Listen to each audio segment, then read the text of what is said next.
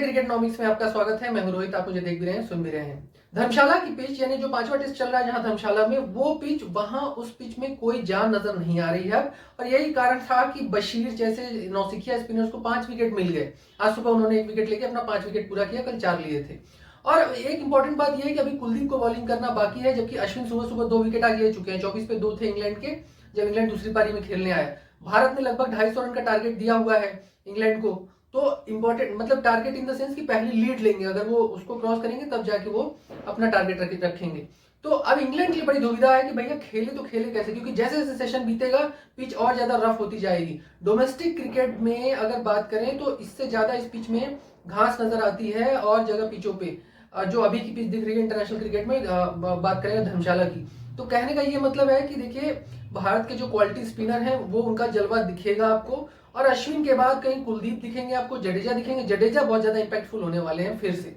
और कुलदीप का तो खैर है ही है, तो अश्विन आप देख रहे हैं शुरू में चल ही रहे हैं। तो ये एक परफॉर्मेंस है। फास्ट बॉलर को क्या है, फास्ट बॉलर को ये देखना होगा कि वो एक्स्ट्रा स्किल क्या यूज करते हैं। जैसे बुमराह है, बुमराह एक्स्ट्रा स्किल यूज कर रहे हैं। सिराज थोड़े से मुझे लग रहा है फीके नजर आ रहे हैं जरूर, लेकिन राजकोट में उन्होंने अच्छा किया था, लेकिन यहाँ फीके नजर आ रहे हैं थोड़े। अब देखना होगा कि वो कैसा परफॉर्मेंस देते हैं वहां पर। तो ये कुल मिला जुलाकर है। दूसरा ये कि जिस तरह से पहले इनिंग में जिस तरह से अगर बात करें तो जैक क्रॉली आउट हुए, फिर उसके बाद जो रूट है जिस तरह से आउट हुए, पोप जिस तरह से आउट हुए, पोप को जिस तरह से कुलदीप ने आउट कराया वो बड़ा इंटरेस्टिंग था। तो आप देखना होगा कि यहाँ पर वो कैसा करते हैं, किस तरह का परफॉर्मेंस देते हैं, और कुलदीप की बॉलिंग जब आती है तो वो क्या करते हैं। बेन स्टोक जो है वो लगातार फ्लॉप रहे हैं पूरी सीरीज में 4 मैचों की, और बेन फोक्स भी कुछ खास नहीं कर सके हैं। बात देखिए बेन फोक्स का, आप देखेंगे तो बहुत ज्यादा रन नहीं बनाए बेन फोक्स ने। रन बनाए हैं क्रॉली ने, रन बनाए हैं पोप ने, और बाद में जब सीरीज हारने के करीब आ गए तो जो रूट ने बनाए हैं। इन्हीं तो 3 बल्लेबाजों के इर्द गिर्द इंग्लैंड घूमी है। बॉलिंग में एंडरसन ने थोड़ा कमान संभाल के रखी थी फास्टर में। स्पिनर्स में जरूर हार्डली ने और बशीर ने अच्छा किया है, लेकिन वो जीतने वाला नहीं है प्रदर्शन। वो ऐसा है कि मैंने 200 रन दिए तो फिर मैंने 4 या 5 विकेट।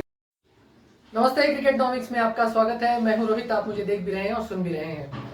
भारतीय क्रिकेट टीम जो धर्मशाला में खेल रही थी शुरू में, जब पहला दिन था तो उस समय उसको देख के ऐसा लग रहा था कि शायद जो है वो थोड़ा सा कहीं ना कहीं इंग्लैंड फाइट में नजर आएगा। लेकिन जैसे जैसे रोहित शर्मा और शुभमन गिल की साझेदारी, अरे यशस्वी जायसवाल की साझेदारी बढ़ती गई और 100 रन सेंचुरी की साझेदारी हुई, उसके बाद रोहित शर्मा ने सेंचुरी बनाई, यशस्वी जायसवाल हाफ सेंचुरी बना के गए, फिर उसके बाद शुभमन गिल ने सेंचुरी बनाई। ये दूसरे दिन की बात कर रहा हूँ, पहले दिन से निकलकर, जब पहला दिन यशस्वी जायसवाल के नाम रहा, दूसरा दिन रहा रोहित शर्मा के नाम और शुभमन गिल के नाम, दोनों ने सेंचुरी बनाई। फिर लगभग 190 रन की पार्टनरशिप की, वो 190 रन की जो पार्टनरशिप थी वो फाउंडेशन थी भारत के 477 रन की, जो अभी भारत ने 477 रन पहले इनिंग में बनाई है, और लगभग 250 की लीड ली है। अभी 2 विकेट गिर गए थे सुबह सुबह इंग्लैंड के, और उसमें जिसमें मुझे ऐसा लग रहा है कि जो रूट अभी टिके हुए हैं और उसके बाद और एक बल्लेबाज है, तो देखना ये इंपॉर्टेंट होगा कि भारतीय टीम कैसा रिस्पॉन्स करती है। लेकिन ये जो दोनों विकेट मिले हैं वो अश्विन को मिले हैं।